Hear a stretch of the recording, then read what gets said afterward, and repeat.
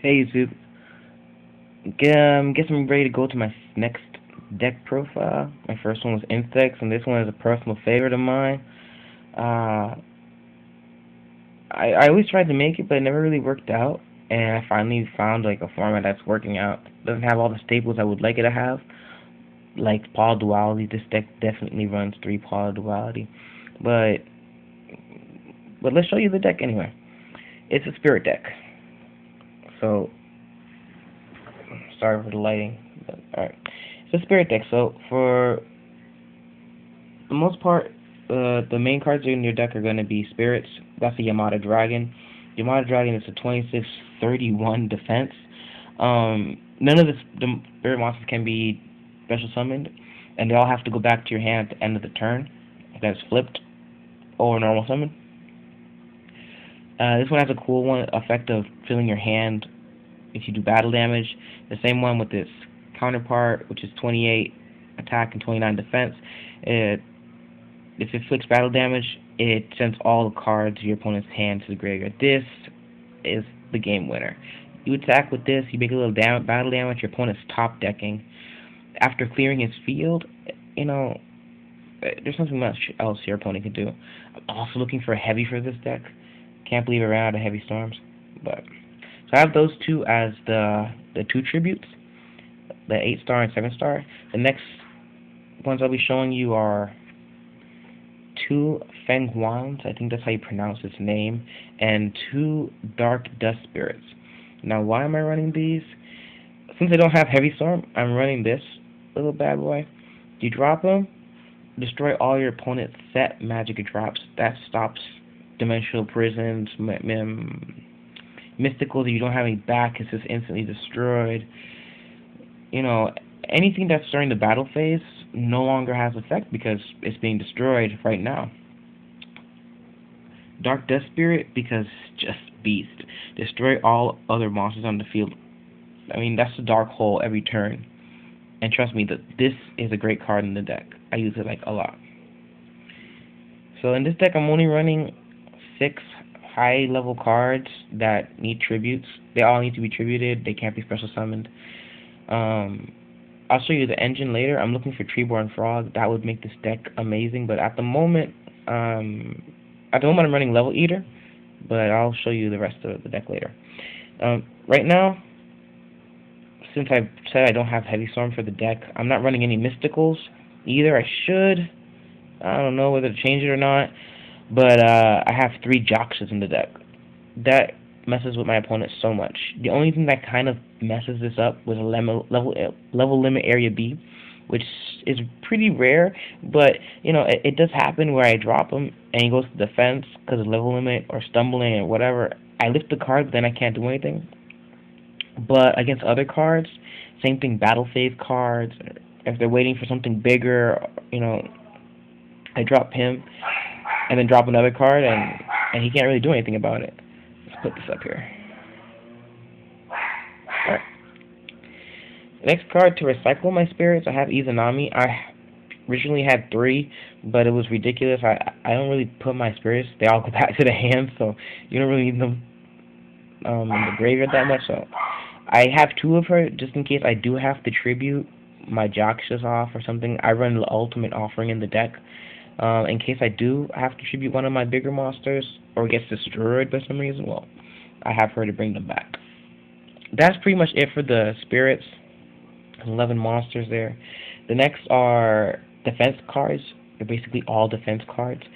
I have one Marshmallow against stuff like 6 Samurai and stuff to just rain constant attack on the deck. Well, I need a little bit of defense there. I also run 3 Battle Faders because with spirits, as any good spirit deck user knows, it's just hard to keep field presence.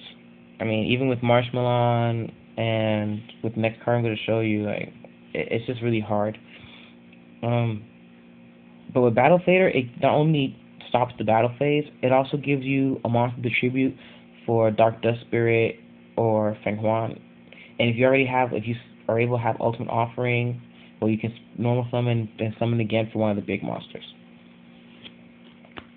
Next card I'm going to show you is the main card of the deck, Level Eaters. You know, it's just amazing what you can do with the Level Eaters. The hard part is keeping them on the field if your opponent has like spamming decks, lots of spawning monsters.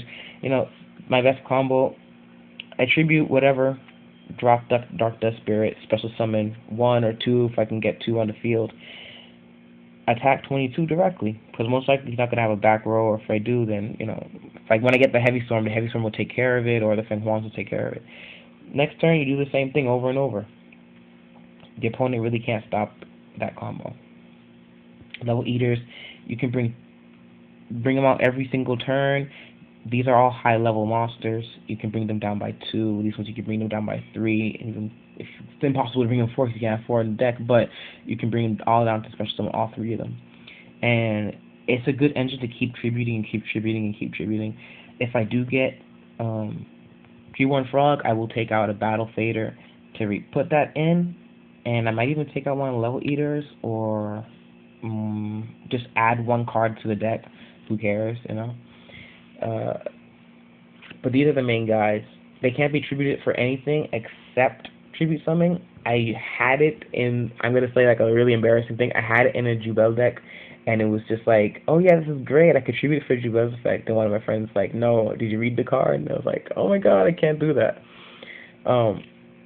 But in this deck, for tributing, it's great. The next card I have, the last monsters of the deck, is Tragohedia.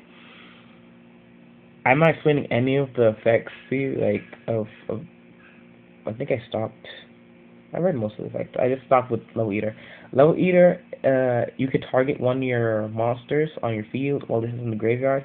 Target one monster with level 5 or higher level, and you reduce the level by 1, and then you can special summon it from the graveyard.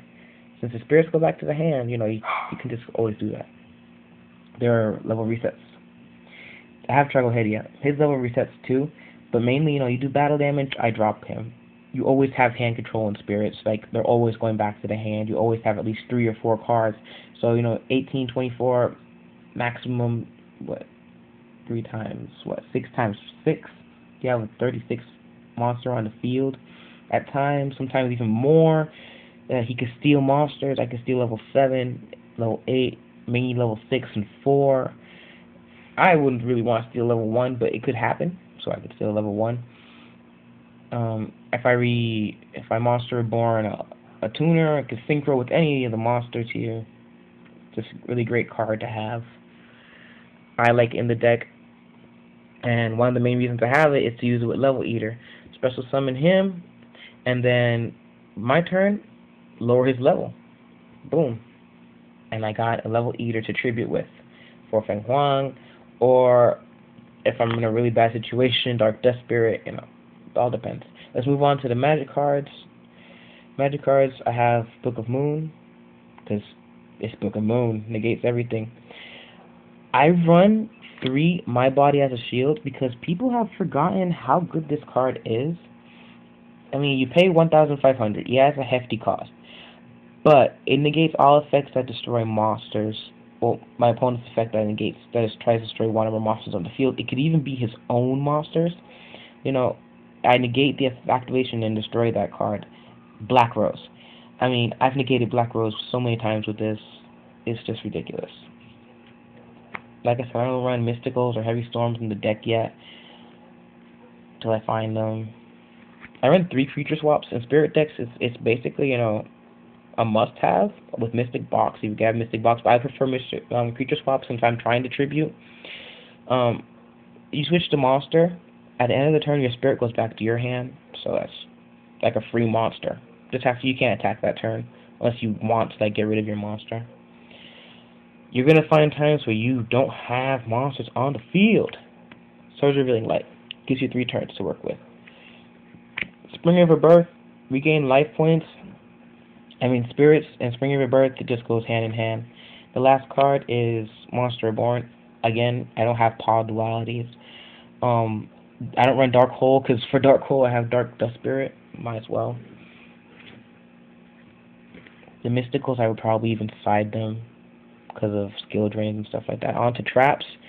2 ultimate offerings because that's the limit. If not, I would be running 3 because Level Eater, since you can do his effect more than once per turn, Dark Dust Spirit, destroy all monsters, bring him out, Fang Wan, destroy all back cards, bring him out again, bring another one out, drop him, game.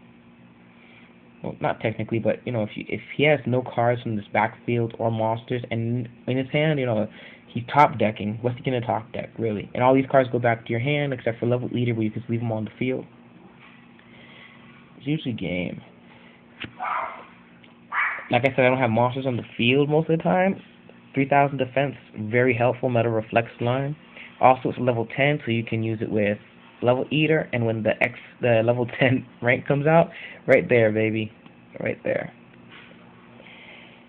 Since I do use Ultimate Offering, I need to negate. I don't use Mirror Force. I use Draining Shields, gain my life points back. I'm usually like in positive 4,000, positive 6,000. And last but not least, Compulsory. Compulsory is a really great card. Sends back anything. And it gets past the effects that say, oh, you can't be destroyed by this. But I send you back. I don't have to destroy you. So that's my Spirit deck. I don't really run an extra deck because it's really hard to do XYZs in this deck. I do have an Utopia. Might as well show it to you. Hold on a second. Alright. I do have a Utopia. I don't really, in this deck I wouldn't really run 2. In case any of the stuff comes out, my Ghost, that looks really great in the camera. Oh, there it is. Yeah, my Ghost, Utopia Ray.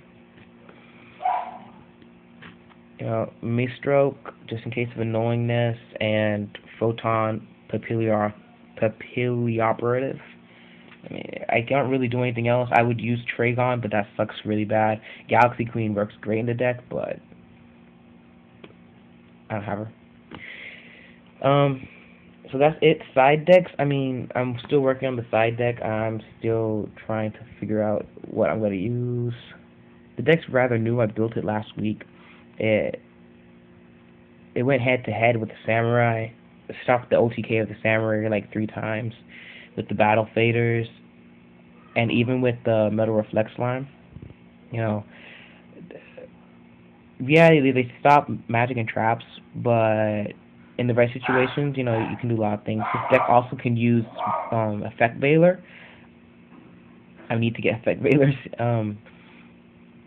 But Effect Veilers, a lot of monster traps that come from the hand. They're great in this deck. Swift Scarecrow, but like I said, I prefer Battle Fader, so I contribute. And it's a really great deck.